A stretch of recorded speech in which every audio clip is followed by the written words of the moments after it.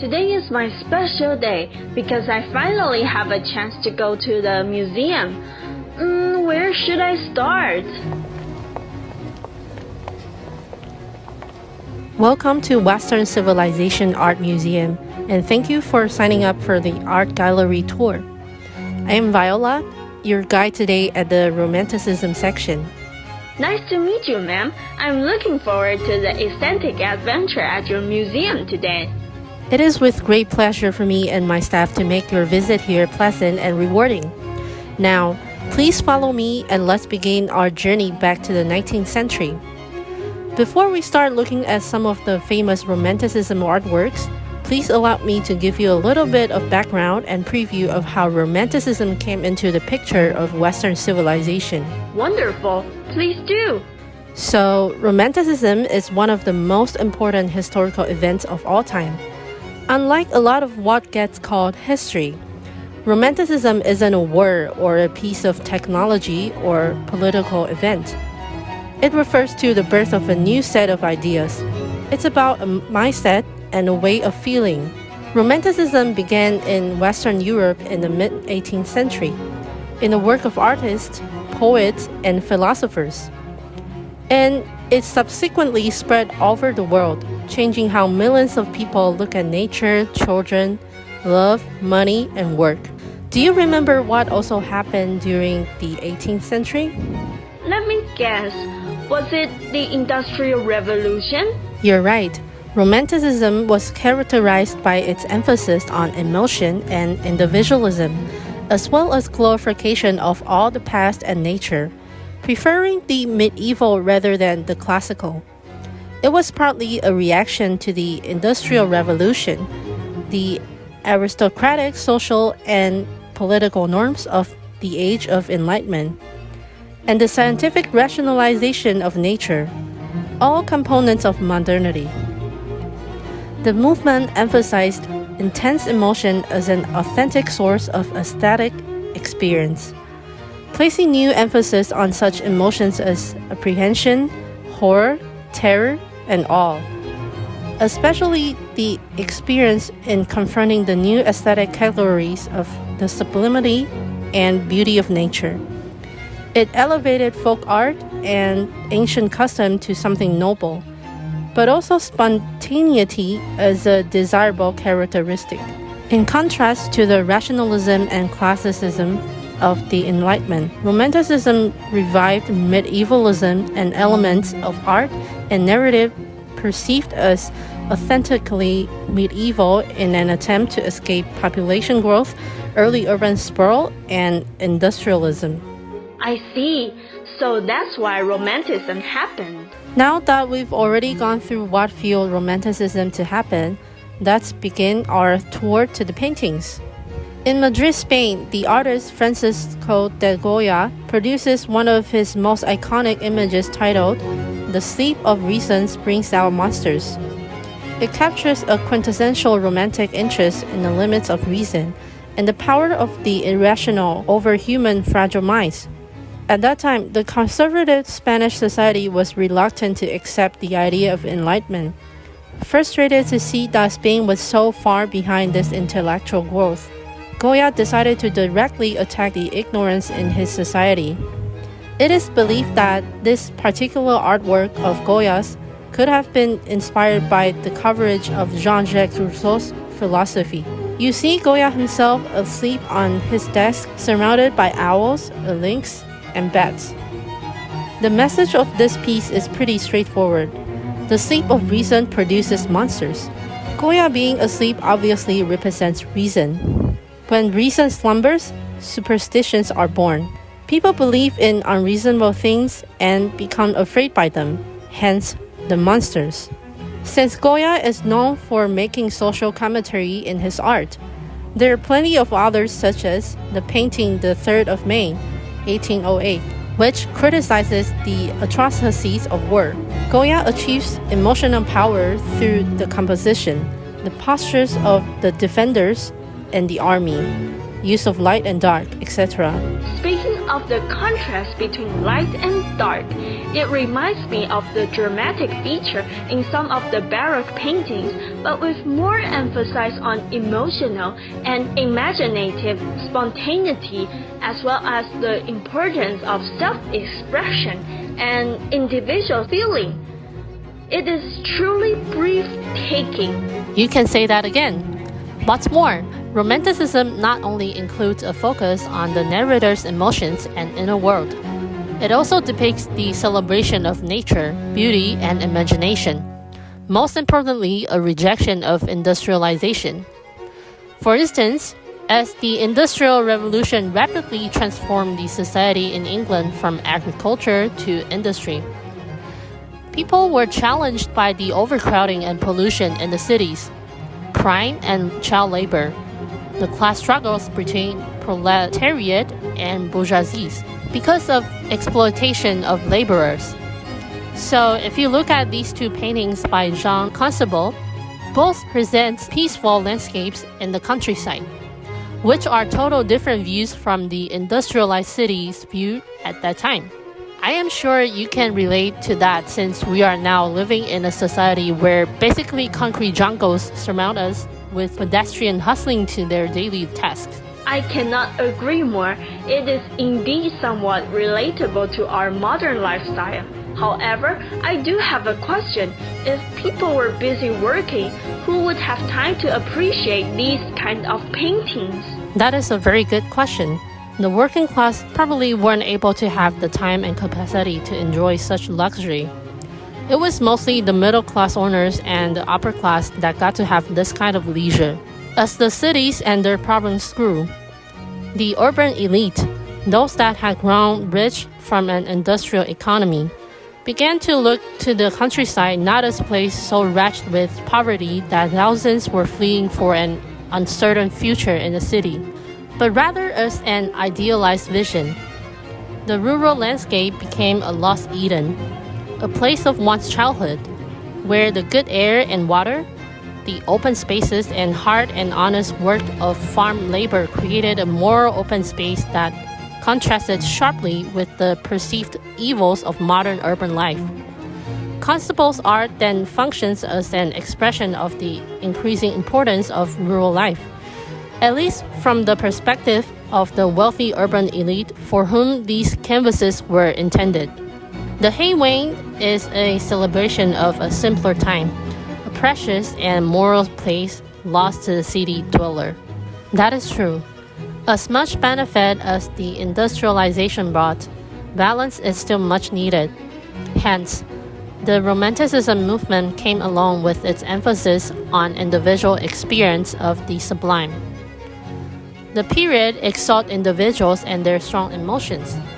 Frederick exemplified these qualities as he placed one man, gazing at a vast and unknowable territory in the middle of his canvas. Wandering above the sea of mist successfully captures both the atmosphere of sublime as the spirit of Romanticism, as well as the relationship between human and nature, while it subtly makes the audience question, as this gentleman gazes into the fog, what is he seeing? Perhaps the answer is in each of individual's mind and one's inner exploration. When process of industrialization brought rapid change and chaos to the society, experiences of fear and unsettling emotions could happen. The wanderer then symbolizes a lost individual or the representation of human civilization looking into a mist of unknown future. Does nature or civilization predominate? That is something you can think about. Interesting. I will definitely look into that closer again. Excellent. Next, Xiaoling will join us on the tour of the Realism section. This way, please. What is this place? The painting is so terrifying.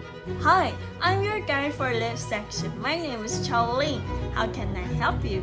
Hi, can you help me with this painting? Why is this so different from Romanticism? I'm glad you tell the differences between Romanticism and Realism. Okay, before we get into the painting, you need to know the history of Realism. Realism started in 19th century, began in France after the 1848 revolution. The realist painters reject Romanticism because Romanticism had dominated French literature and art with roots in the late 18th century. The word realism interprets the artwork which reveal the actual condition of the individual, society, and history. So, in realism, you will see the painter focuses on the common person or the practical professional more than the rebellious hero. Plus, realism focuses on objective more than subjective reality. Take Aikens, the girls' clinic, as an example. It is so dark and everyone is so serious. Yes, the painter Thomas Aikens was an American realist painter, photographer, sculptor, and fine arts educator.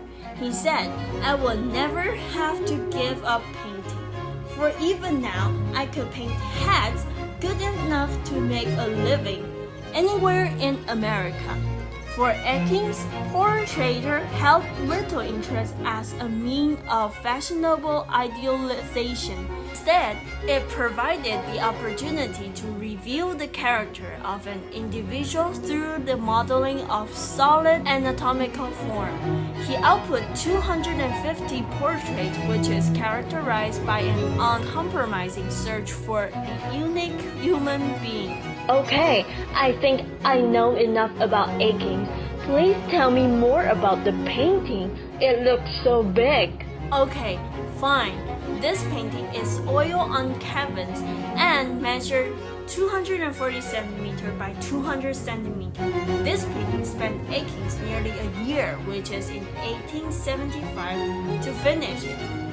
The only man standing in Dr. Samuel D. Gross, a 70-year-old professor dressed in a black frock coat, lectures a group of Jefferson Medical College students. Among the group is the self-portrait of Aikens, who is seen at the left-hand side of the painting, next to the tunnel railing, with a white cuff sleeve sketching or writing. Seen over Dr. Gross's right shoulder is a clinic clerk, Dr. Franklin West, taking notes on the operation. If you look closer, you will see Aikens' signature is painted into the painting on the front of the surgical table.